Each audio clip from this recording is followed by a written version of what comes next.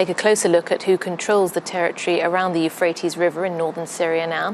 Jarablus is the last major town controlled by Daesh on Turkey's border. It's part of a larger territory controlled by the terror group, shaded here in grey. But YPG forces are also in the region. They're the Syrian branch of the PKK, and Turkey says it won't tolerate them moving west of the Euphrates. But earlier this month, the YPG crossed the river to take the city of Manbij from Daesh. As well as clearing Daesh, Turkey wants to stop the YPG from pushing west and north to join with its other territories to control an even bigger strip south of the border.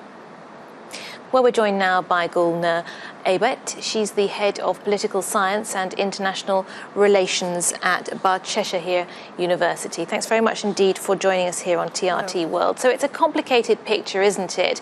ISIS or Daesh has been a threat to Turkey for some time now, especially on this border with Syria. Why is it only now that Turkish forces are going into Syria?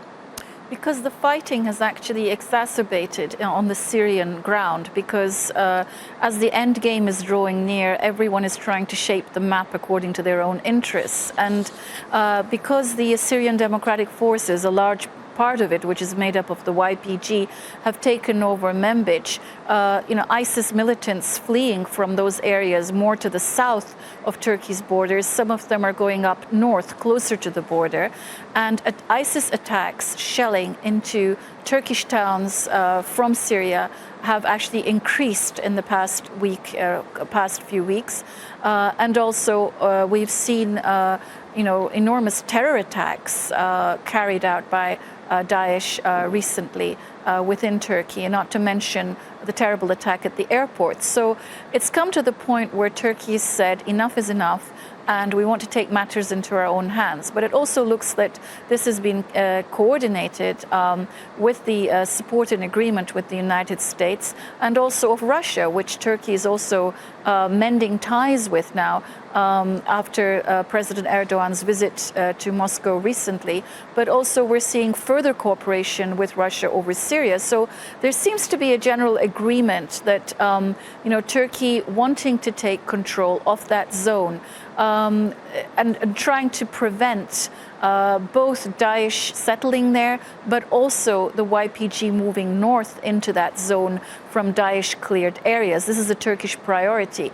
And for the United States, of course, what's important is to avoid any clashes between Turkish forces and the YPG on the ground. So for that reason, I think, Turkey's ally, and of course, Vice President Biden is here in Turkey today as well, discussing all of these matters with his counterparts. So all of these issues discussed with Turkey's ally, the United States, but also with regional partners. We also saw the KRG's president, Masoud Barzani, visiting here yesterday. So there's been a very intense diplomatic traffic before this operation commenced. But what Turkey would like to see is that whole contiguous zone adjacent to its border from Jarablus all the way to the Azaz region and Marea, free of both Daesh and the YPG.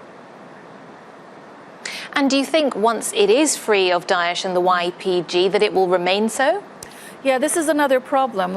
Who is going to hold the land once it's freed? Because we've seen the Syrian Democratic Forces, obviously that's another name for a predominantly YPG-controlled force that's backed by the United States.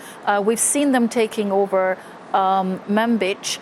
But the United States have also made a promise to Turkey that the YPG forces, once they clear these areas of Daesh, will in fact go back east of the Euphrates. Now, that has been an absolute red line for Turkey, that the YPG must remain behind the line of the east of the Euphrates. They must not move to west.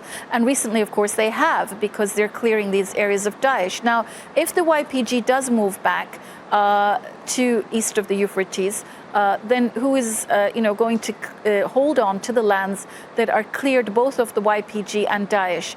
And this is a big question mark, and I think this is one of the key points that will be discussed today with Vice President Biden. It looks like one of the options might be to try to get some kind of a UN peacekeeping force where Turkey might also take part in that or even lead it. At least that was one of my suggestions in an op-ed I wrote recently. But we'll have to see what decision makers come up with on this. Okay, Gulnur Aybet, thanks very much indeed for that. Thank you.